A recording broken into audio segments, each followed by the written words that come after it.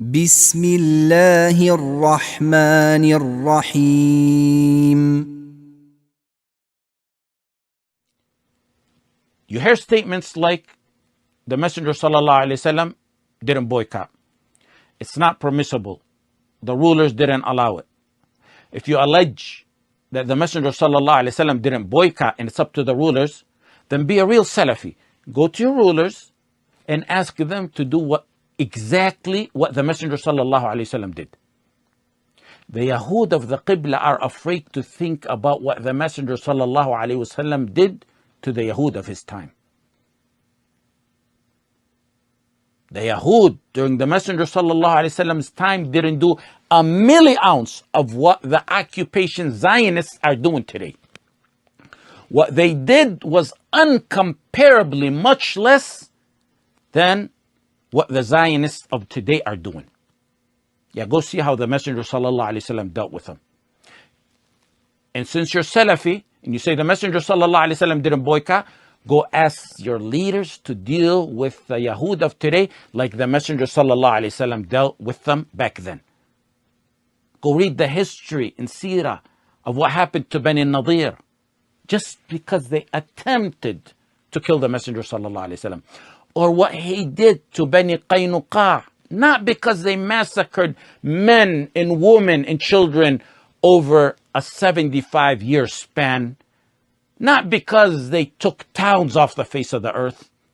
I'll just give you a quick, small example. The town my father's from in Haifa.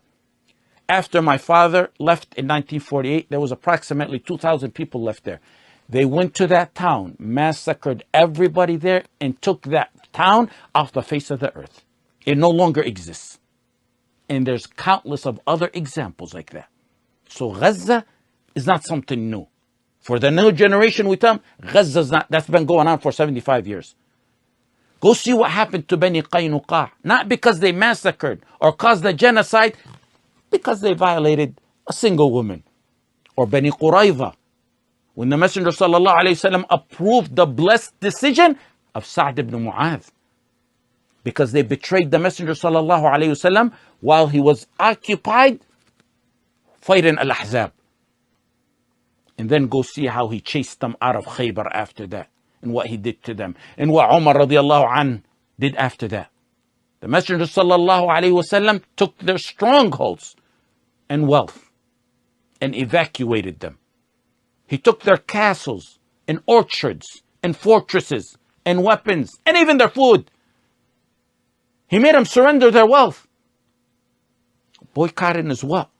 Inflicting pressure on a targeted entity. It's a form of boycotting. That's the highest degree of boycotting.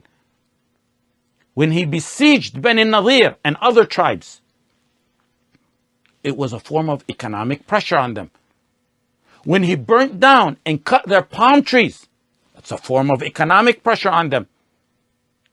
When he destroyed their economic infrastructure, their source of food, that's a form of economic pressure. Sahih Bukhari, Muslim.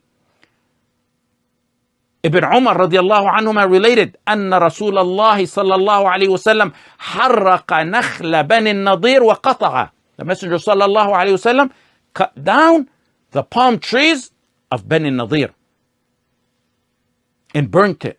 Cut them down and he burnt it. And that's when the verse was revealed. ما قطعتم من لينة أو تركتموها قائمة على أصولها فبإذن الله وليخزي الفاسقين. Directed, the verse is directed to the believers. Whatever palm tree you cut down or you leave standing, it's by the will of Allah. وَلِيُخْزِيَ الْفَاسِقِينَ. Ibn al-Qayyim and Ibn Hazm and others said this is proof on the permissibility of cutting their trees. Their trees are what? Their source of income. Their source of food. That's economic pressure. Ibn Hazm said it's even permissible to burn their food. A form of economic pressure. Ibn al-Qayyim said if it weakens them and enrages them, then it's permissible. So the Messenger sallallahu alaihi wasallam, what we get out of this, the Messenger sallallahu alaihi wasallam used economic pressure in numerous ways to pressure his enemies. When he sent Sa'd ibn Abi Waqqas, aside from what I just mentioned, when he sent Sa'd ibn Abi Waqqas, he sent Sa'd to get a caravan of Quraysh in Sariyat al-Kharrar. Sariyat al-Kharrar was an attempt to get a caravan of Quraysh. It's called Sariyat al-Kharrar or Sariyat Sa'd ibn Abi Waqqas. And he did the same exact thing in Ghazwat Buwat. And the same exact thing in Ghazwat Badr that everybody knows its details. Each one of those was an attempt to take a caravan of the enemy. Why? To pressure them financially. When the Messenger sallallahu alaihi wasallam made dua on Quraysh, it was dua on their economic system. Allahumma a'inni alayhim bisab'in kasab'i Yusuf. Oh Allah, help me against them by inflicting upon them 7 years of famine like the 7 years of Yusuf. After that dua, they were stricken with a year of drought that destroyed everything.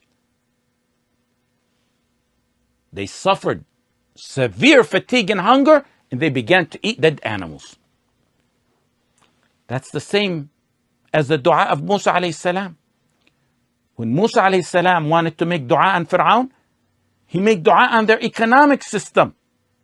ربنا إنك آتيت فرعون وملأه زينة وأموالا في الحياة الدنيا ربنا ليضلوا عن سبيلك ربنا طمس على أموالهم ربنا طمس على أموالهم. Dua on their wealth. Mufassirin said that after this dua, the harvest turned into rocks. Food and water are not allowed into Gaza. There's an ongoing genocide, openly, in front of the globe. The borders are shut and protected. No one can help. And they're not shut by the Zionists alone, but more so by their Arab agents. No one but Allah subhanahu wa ta'ala is helping. And that's not said in weakness, it's rather said in strength. Because Allah subhanahu wa ta'ala is the most sufficient. With all that going on, some innocent Muslims figure out a simple, convenient, easy, legal way for those who are afraid to pressure the enemy financially. And then you see the Jews of the Qibla begin to bark. It's haram, the rulers. Haram, and the rulers have to give permission. If your Murji'ah reject belly can't do without a Big Mac from a company that offers free meals to the Israeli military that's killing our children, then at least keep your mouth shut and don't stand in the way of the Ummah that's trying to show the simplest, most basic method of compassion towards their children and brothers. The Messenger sallallahu alaihi wasallam said in Sunan Abu Dawud, "Jahidul mushrikina bi amwalikum." Fight the mushrikeen with your wealth. This is one of the forms of that. When the intention of boycotting is to express your bara'ah from the kuffar, when your intention is to weaken their economic system that's bringing a genocide on Muslims, when your intention is to pressure them and their allies, when your intention is to show the enemies in the world that there's Muslims standing behind their brothers and sisters and children who are writing their names on their wrists and arms to be identified when they die, when that's your intention, then yes, insha'Allah, you will get reward. And there's two types of ruling on the matter of boycotting. And I'm going to keep it very simple and brief. Otherwise, it'll take hours long. There's entities or governments or companies or individuals that are involved in actively, directly fighting Muslims or killing them. It's not just haram, it's kufr to deal with them in a way that directly aids them over the Muslims. That's by ijma'. يا أيها الذين آمنوا لا تتخذوا اليهود والنصارى أولياء بعضهم أولياء بعض ومن يتولهم منكم فإنه منهم إن الله لا يهدي القوم الظالمين. Allah subhanahu wa ta'ala said, ولا تعاونوا على الإثم والعدوان. We talked about this many times in the past classes. People who know the pure tawheed, the pure wala and bara, know this clearly. If you can't sell grapes to someone you know will use them for alcohol, and you can't loan money to someone you know will use them in haram, then how can it be permissible to directly support those who are actively involved in killing our Muslim children and committing genocide against our brothers and sisters? The second category is there's sometimes countries or institutions or corporations or entities where dealing with them in certain transactions may not be haram or kufr. That specific transaction or business dealing that you're doing doesn't fall under haram, even if they're enemies of Islam. But Muslims see a benefit in boycotting them. They see a great benefit in boycotting them. To punish them for something they did, or to protest something they did, or to get them to change their behavior. Like, for example, governments that allow their citizens to insult the Messenger sallallahu alaihi wasallam, or whose leaders insult Islam.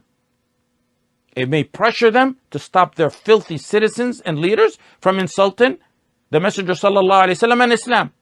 Or the least of it is to show our objection at what they're doing. And unfortunately, that's how weak the Muslims are today. Aside from the fact that permission of legitimate rulers is not required in a matter like this, which tawaghit are these people asking us to get permission from? For over 30 years, I've called the Murji'ah rejects, because they're truly rejects. They have no intellect whatsoever, and that's aside from their deviance in the aqidah. Which tawaghit do these rejects want the ummah to go to seek permission for a boycott?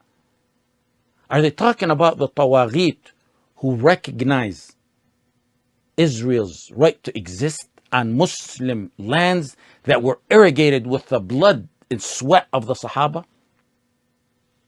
Are they talking about tawaghit whose armies are only concerned about protecting the border of the Zionists, and their armies and military aid the kuffar over the muwahideen every chance they get?